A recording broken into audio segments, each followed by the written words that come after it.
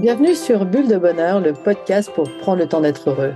Je suis Raphaël Defoucault, chercheuse inconditionnelle de Bulle de Bonheur. Ce podcast est propulsé par 2 minutes de bonheur et publié tous les jeudis. Aujourd'hui, nous vous proposons l'épisode numéro 5 de notre saga de l'été. Et oui, cet été, je vous raconte en 7 épisodes l'aventure de 2 minutes de bonheur. Mon idée, créer des relations humaines de qualité car elles sont essentielles pour vivre mieux. Cette approche concrète de la psychologie positive, je l'applique depuis plus de 10 ans dans mon cabinet et mes formations auprès des couples et des familles. Allez hop, je vous en fais profiter.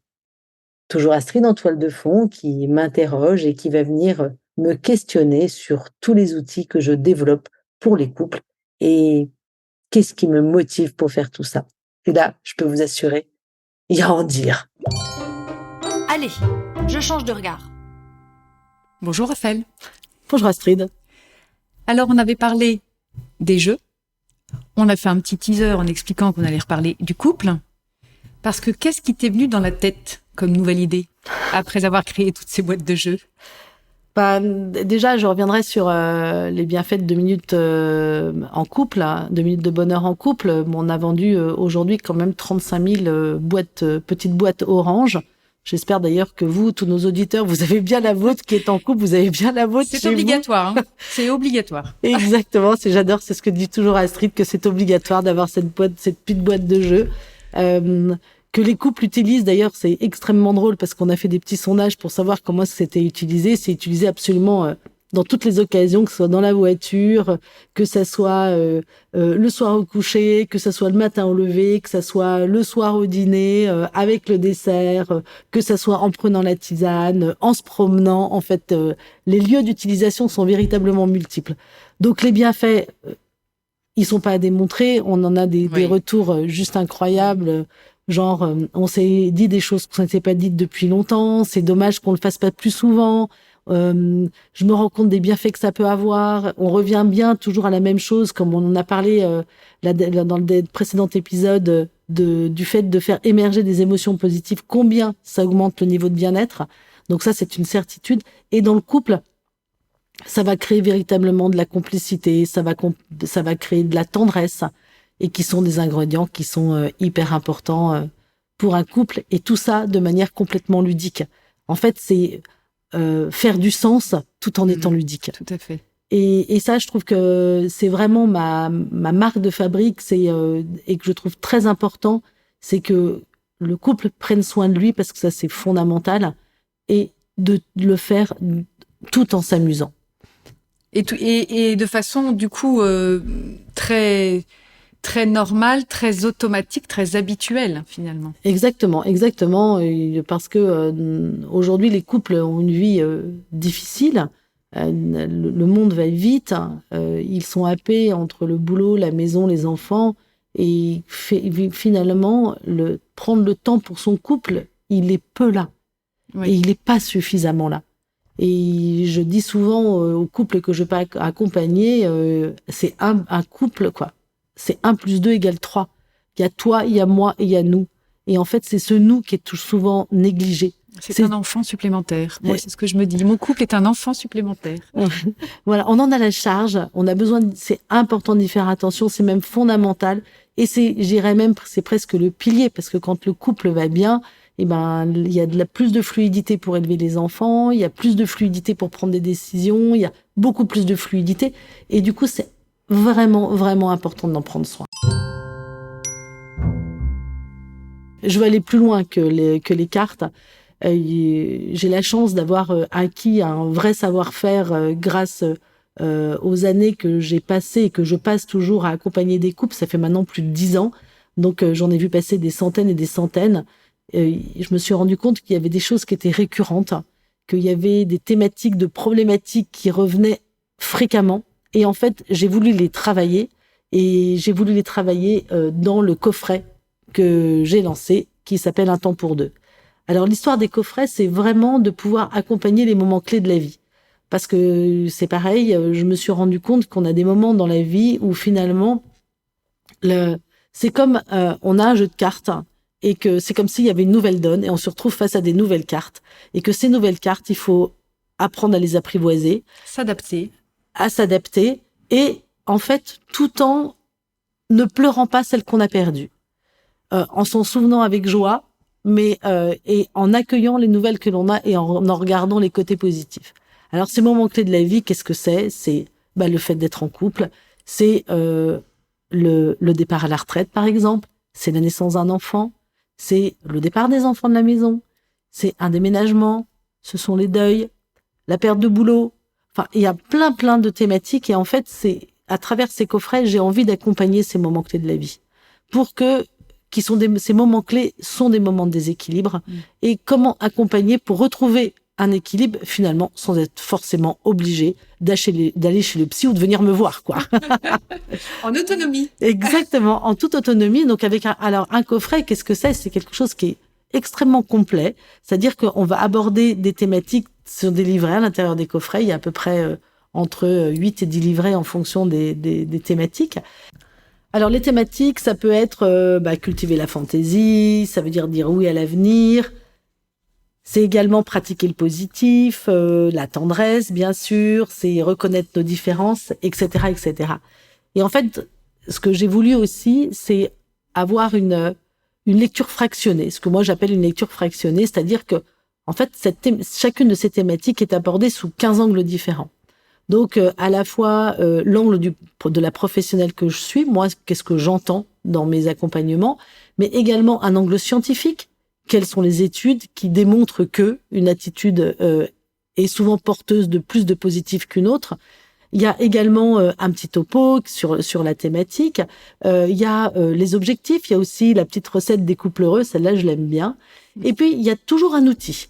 Et cet outil, donc, il est à travailler, donc, tout ça à faire en couple. Il y a des questions qui se réfèrent également à l'outil, des témoignages. Et ensuite, sur le 4e volet du livret, c'est un petit peu la mise en route. Donc, il y a des défis, des soirées à organiser, et puis également donc des rendez-vous pour des podcasts sur la thématique si on a envie d'aller plus loin.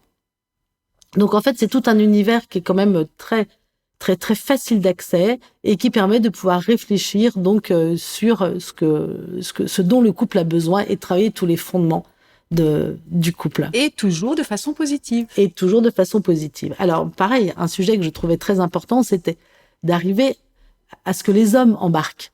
Parce que j'avais réussi ce défi avec 2 minutes de bonheur en couple. C'est très souvent, et je l'entends, je le vois dans mon cabinet, très souvent, c'est la femme qui est prescriptrice et qui vient, et que le conjoint, le partenaire, le mari, enfin, tout dépend des cas, lui, il est beaucoup moins demandeur. Il a plus de mal à parler. Et de ce fait-là, c'était important d'arriver à développer et à faire sortir, en fait, les émotions, les ressentis. Voilà, mon objectif est véritablement d'embarquer, en fait, celui qui, dans le couple, est moins parleur. Il est plus taiseux, comme on dit au Québec, qui parle moins. Et ça veut pas dire que c'est ni mieux ni moins bien, c'est simplement différent. Son caractère. Exactement. Et en fait, c'est pareil, on a fait une étude d'impact pour connaître les bienfaits des coffrets. Et sur la première salve qu'on a vendue après la campagne Ulule qu'on a réalisée, et juste incroyable, quoi. On a plus de 90% des couples qui sont satisfaits, qui le recommandent. Ils ont énormément aimé. Pareil, j'ai voulu quelque chose de facile, de ludique, quelque chose qui se fasse n'importe où aussi, que ça ne soit pas, qu'on n'ait pas l'impression de travailler. C'est sans prise de tête. Et ça, je trouve que c'est véritablement important. Parce que si, pour travailler son couple, déjà, travailler son couple, je déteste. C'est ce que j'allais dire. L'expression, elle n'est déjà pas très heureuse. On n'a juste pas envie. C'est simplement prendre du bon temps à deux. Et que ce bon temps qu'on va passer à deux, non seulement va nous laisser une trace très positive, va nous faire nous rapprocher, davantage nous connecter, mais en plus de ça, mine de rien, on va travailler les fondements de toute la relation de couple. Et c'est toujours l'effet mine de rien. Et c'est toujours l'effet mine de rien. Alors, j'ai sorti aussi cet été, là, vous pouvez le retrouver dans quasi toutes les librairies avec l'éditeur MAM, un cahier de couple qui est donc un peu le cahier de devoirs de vacances des couples. C'est un petit les vacances du couple. Exactement. Bon, après tout, tous avec vos enfants, où ils ont des petits cahiers de devoirs de vacances, et ben voilà celui des parents. Donc c'est un cahier de couple tout simple, avec pareil, mine de rien, on va aller travailler plein de choses très positives sur le couple sous la forme de jeux. Donc on va s'imaginer le cocktail de notre couple, vous allez pouvoir réaliser votre blason, vous allez également savoir quel genre de couple vous êtes, si vous êtes fraise tagada, chamallow ou crocodile, en fonction de l'humeur de chacun. Donc vraiment quelque chose de très léger, très ludique, et toujours avec cet effet mine de rien. Oui, de solidité du couple. Exactement, et d'aller véritablement en profondeur. L'idée avec tous ces jeux, avec tous ces outils, c'est véritablement, comme je le disais, c'est de rapprocher le couple, c'est de lui permettre de vivre davantage de tendresse, davantage aussi d'intimité.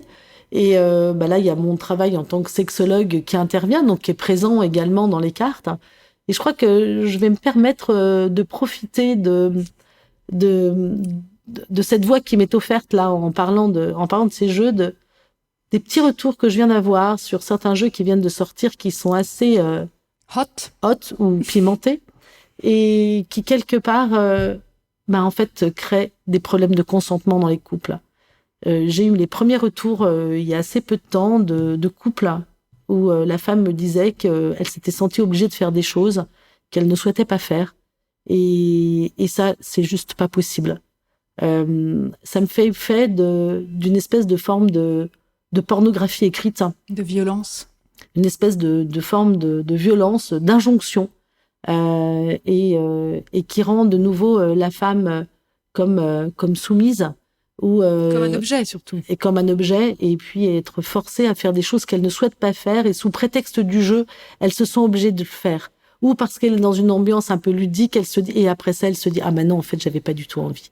Et là, je suis très, très dérangée, parce que je trouve que dans une relation, le consentement, la liberté de chacun, c'est juste le fondamental. C'est même l'expression même, et je dirais le fondement d'un couple, et sur le respect, le consentement et la liberté. Oui, tout à fait. Chaque personne reste une personne. Exactement. Et elle reste une personne dans son intégrité. Et que je pense quelque chose qui est important de se dire, c'est que on peut faire des choses avec son corps en pensant qu'on peut être déconnecté de ses émotions et de ses pensées, et qu'en fait, au bout du compte, on est toujours rattrapé par ça. Que des pensées viennent se mettre, qu'il y a des émotions qui se mettent à naître, mine de rien, qu'on n'attendait peut-être pas forcément, mais qui sont là. Et que, du coup, c'est quelque chose auquel que je prône beaucoup, c'est de parler de l'unité de la personne. C'est tellement important d'être en lien entre ses pensées, ses valeurs, ses émotions et son corps. Et d'ailleurs, scientifiquement, c'est prouvé que quand, en fait, ça correspond un peu à 3 zones qu'il y a dans notre cerveau, à la fois le cerveau reptilien, le cerveau limbique, qui est celui des émotions, et notre néocortex, qui est celui de la pensée. Et aujourd'hui, il est prouvé que quand ces 3 parties du cerveau, en fait, avancent dans le même sens, les personnes sont plus heureuses. Et en fait, ça correspond véritablement à notre corps, à nos émotions, donc je dirais de notre cœur, et puis après ça, à nos pensées qui sont autour de notre raison. Et que l'important de rester en lien avec les 3 est terriblement important. Et être aligné. Être aligné, et quel que soit notre système de pensée. Alors là, le couple, il est gâté avec toi. En tout cas, tu le gâtes par tous tes outils que tu crées. Mais le couple, c'est pas la seule chose qui t'intéresse. Évidemment, puisque tu es intéressé par les personnes dans ce qu'elles sont, donc elles sont en couple, le couple t'intéresse, mais elles sont aussi parents, et elles sont aussi une famille, bien souvent. Et c'est de ça dont nous parlerons la semaine prochaine. Exactement. Voilà, toujours pareil, ce travail de l'unité de la personne. Je sais pas voir la personne sous un seul angle. J'aime bien la voir dans sa globalité, et c'est pour ça que je développe tous ces outils qui vont toucher les personnes à tous les âges de leur vie et à tous les moments clés de leur vie. Donc, j'espère que chacun d'entre vous avait bien les outils de 2 minutes de bonheur chez vous. Merci pour votre écoute. Si vous avez aimé, dites-le nous avec 5 étoiles Laissez vos commentaires et envoyez des bulles de bonheur à vos amis et partagez ce podcast. Inscrivez-vous à la newsletter en allant sur notre site 2 minutes de bonheur pour être notifié des prochains épisodes. C'est aussi très facile de nous trouver sur les réseaux sociaux, Facebook et Instagram. Il suffit de chercher 2 minutes de bonheur. Bulle de bonheur est propulsé par 2 minutes de bonheur, des outils pour créer du lien et prendre le temps d'être heureux.